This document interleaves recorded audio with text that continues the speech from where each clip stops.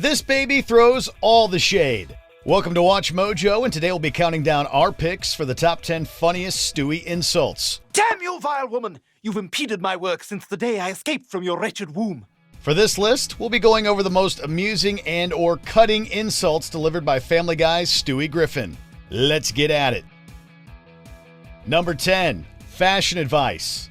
Brian's birthday, besides consisting of some incredibly bizarre gifts, also leaves the dog thinking about his own mortality and his legacy. Nothing, it's just that, I don't know, my birthday is just, it's kind of a reminder that I'm now 1 year closer to death, with nothing to show for my time here. Can I get a minion cake for my next birthday? We'll see, Peter. To help out his friend, Stewie offers to help him write his biography, citing his previous experience helping Cleveland with his wardrobe as proof of his qualification. Maybe I can lend you a hand, Brian. I'll help you write your biography. Really? You do that? Yes. After all, I helped Cleveland with his wardrobe. A cutaway reveals that Stewie makes a remark to the Griffin family friend about the skinny jeans he's wearing not being for him, despite Stewie's love for him. This is soon followed up by Stewie's immediately shooting down their neighbor Joe's attempt to pull off a vest with no shirt. Hey, Cleveland, you know I love you, but those jeans, they ain't for you. I knew it. I think I just needed to hear it. Thank you, Peter's baby. Copy that. Can we really believe Stewie's a fashion expert? He wears one outfit all the time. Number 9, lies. An attempt by Lois to wean Stewie off breast milk naturally leads to disastrous results.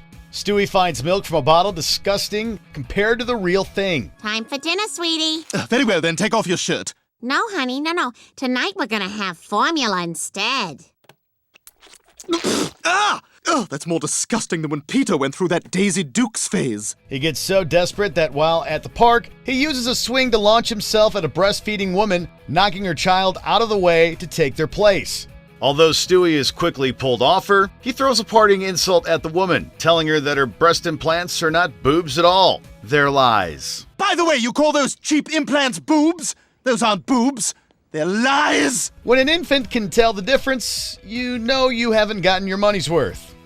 Number 8, accept it. A trip to Canada for Peter and the boys leads to a plane crash after Peter's antics go too far. Oh my God, Joe, there's a man on the wing! Peter, there's no man on the wing. There is, I saw him! Peter, stop being ridiculous. I'm telling you, lift up the shade, there's a man on the wing! Fine. It's me. I'm the man on the wing. Peter, how the hell did you get out there? Are you crazy? Get back in here, Peter! After being separated from Quagmire and Joe, Peter must survive in the wild for months, leading to him becoming feral and wild. Oh, yes, that's the television. Kids, I think he recognizes the TV. We're all thinking it, and he just does it. After returning home, Peter goes through the family's garbage bins like a raccoon, and Lois chases him away from them, only to wonder aloud who threw her sequin top in the trash. Stewie then shouts from off-screen that she should accept that she's 43 years old, with the obvious implication being that she can no longer pull off dressing like a younger woman. Who threw out my sequin top? You're 43, accept it. Number 7, you albino gorilla. Stewie's older brother Chris isn't exactly the sharpest bulb in the box, with only Peter on a bad day coming close to his level of dopiness. Well, look who it is, Chris Griffin. Oh, boy. Hey, fat ass. Your boobs are bigger than your sister's. Oh, yeah? Well, you have a sister as well. So when Chris finds himself outwitted by bullies, Stewie takes an interest. The baby offers Chris to teach him how to deliver better insults. Hey, Chris, I wanted to talk about what happened at school. Is that a dead gerbil in there? That's a fur fish. It's a weird species. You put them in there and they swim like hell for like 30 seconds and then they go to sleep. Even so, Chris's hypothetical jab at Stewie prompts a lightning-fast barb in response, in which Stewie calls Chris an albino gorilla and tells him to have another donut. You really have got to stand up for yourself. Stewie, it's not so easy. What would you say if I said, "Hey there, shorty"? I'd say have another donut, you albino gorilla. Even when it's conjectural, Stewie doesn't hold anything back. Number 6, how to eat healthy. And this year's James Woods High Homecoming King is Chris Griffin. Yay! Yay! Holy crap! I don't believe it. Chris won. Far from the most popular kid at school, Chris somehow manages to become homecoming king. However, unbeknownst to him, his victory was only because his classmates voted for him out of pity or for a laugh. I just see him walking around with his hands down his pants all day, and he's just so fat and weird, so we feel bad. Despite Stewie and Brian trying to keep it a secret to spare Chris's feelings, his arrogant attitude gets on their nerves immediately. After Chris declares he'll be taking things from Stewie's room, Stewie calls out that there's a book on how to eat healthy that he can take, while also calling him a fat bitch. It's a burn with a side of concern. A concern burn, if you will. Now, if you'll excuse me, I shall select 3 things from Stewie's room that I wish to be mine. There's a book in there on how to eat healthy. Number 5, White Trash Hen. Everyone's the hero of their own story. At least they should be. A short entitled Point of Stew follows a day in the life of Stewie, with the camera acting as his point of view. And right from the moment he wakes up, the baby is delivering burns. When his mother changes his diaper and finds a dime, Stewie responds to her scolding by telling her to wipe it off and put it in her purse like the white trash hen she is. He then follows this up by pulling her hair and whispering that when he grows up, he will never visit her and that she'll be nothing to him. Real, but dark. Your roots are ridiculous. I'm gonna grab your hair because I like grabbing stuff. Okay, Stewie, let go. Let go, Stewie. Let go of Mommy's hair. When I grow up, I'm never gonna call you. I'm gonna be busy with my job and my family. You'll be nothing. Number 4, McConaughey. Family Guy has not been kind to actor Matthew McConaughey, and his cutaway gag of Stewie insulting him is especially cutting and funny. A lot of effort for nothing. Like trying to tell Matthew McConaughey how much he sucks. Stewie repeatedly insults and berates McConaughey for being a terrible actor. You know, Matthew, I may not ever get another chance to say this, so I just want to get this off my chest. You are just awful. You're one of the worst actors in the history of film. While Stewie's barbs that the actor is just the worst, and his wish that McConaughey would get a heart attack are hilarious. Even funnier is the fact that McConaughey's famously chill demeanor remains throughout, and even he agrees with Stewie that his movies are terrible. After that, everything else was awful. Contact, they didn't even need you in that movie. They could have done the whole movie without you. I know, I said the same thing, but they were just like, oh, we need a good-looking guy with a great ass and some tight abs to just provide some down-home enthusiasm in this picture. The kicker is that Stewie's last and most outlandish claim causes McConaughey to assert that nobody can prove it. We certainly wouldn't want any video evidence. Truth of the matter is, I don't like my movies either, but man, they just keep offering me money and I do it, and then I get to go around the world. I mean, did you see Sahara? But I'll tell you what that movie gave me was an opportunity to take an Airstream all across the country and sell that picture to one person at a time. You suck donkey ass. Now, you can't prove that. Number 3, Felix Ungarish. From the moment you gave birth to me, I had to trust you. I had no choice.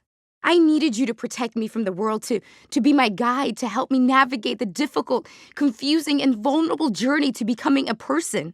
You have done none of those things. The biggest target of ridicule on the show is easily the eldest Griffin child, Meg, and Stewie does not abstain from the tidal wave of mockery delivered at his sister. After Peter is revealed to be mentally challenged, Meg worries that this revelation will ruin her prospects for popularity at school. I can't believe this is happening to me. I can never go back to school again. However, Stewie shoots this down as a possibility, sarcastically citing her numerous failings, including comparing the way she clears her sinuses to Felix Unger from The Odd Couple. He rounds it out by claiming he might kill her later. Oh, yes, Meg, yes, everything was going swimmingly for you until this. Yes, this is the thing that will ruin your reputation. Not your years of grotesque appearance or awkward social graces, or that Felix Ungarish way you clear your sinuses. No, it's this. Do you hear yourself talk? I might kill you tonight. Sarcasm and death threats. Quite the summation of Stewie's character, no? Number 2, Brian's novel. This is easily one of the most famous Stewie insults, and it's not hard to see why. Brian, I can't believe you're going to be on The Bachelorette. Yeah, I thought you said the shows were stupid. They are stupid. But I figure I got a few days of free booze and free food before they kick me off. I could use a vacation. During an episode where Brian appears on TV show The Bachelor, Stewie asks him several questions about a novel Brian has been working on for years, sarcastically prodding him about his lack of progress, while breaking down the structure of most stories as his voice gets higher and higher over time. Oh, yes, because you've got such a heavy workload around here. How you coming on that novel you're working on? Huh? Got a big stack of papers there.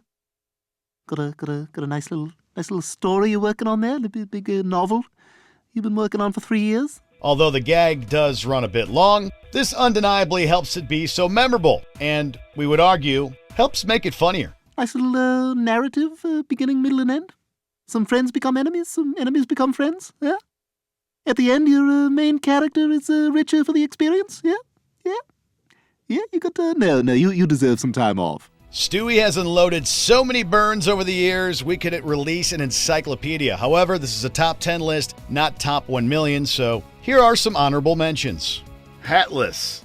Ha! I got your hat! Take that, Hatless! Now go back to the quad and resume your hacky sack tourney! I'm not gonna lie down for some frat boy bastard with his damn Teva sandals and his skull bandits and his Abercrombie and Fitch long-sleeved open-stitch crewneck Henley smoking his sticky buds out of a soda can while watching his favorite downloaded Simpsons episodes every night. Yes, we all love Mr. Plow. Oh, you've got the song memorized, do you? So does everyone else! That is exactly the kind of idiot you see at Taco Bell at 1 in the morning. The guy who just whiffed his way down the bar skank ladder. Path to dinner. Everyone, I just read Trisha Takanawa's book, and it was really inspiring. She says that when you declutter your house, you declutter your mind and clear a path to true happiness. How about a clear path to dinner, bitch? Gavin. Gavin. That's a stupid name.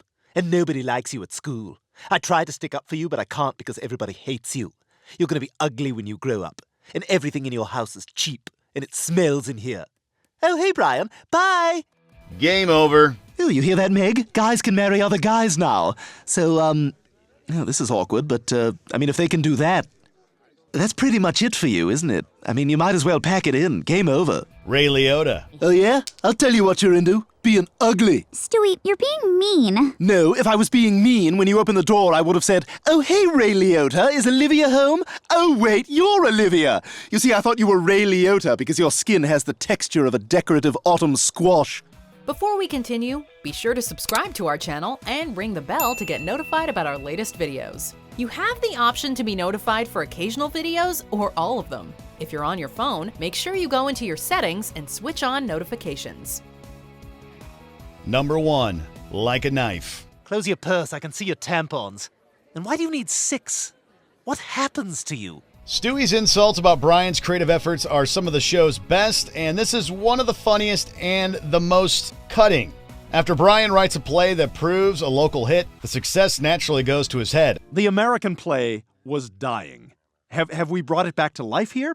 I can't say that, but it has a pulse. You're such an amazing writer, Brian. How do you do it? What's your process? Oh, God, Allison, how do I even answer that?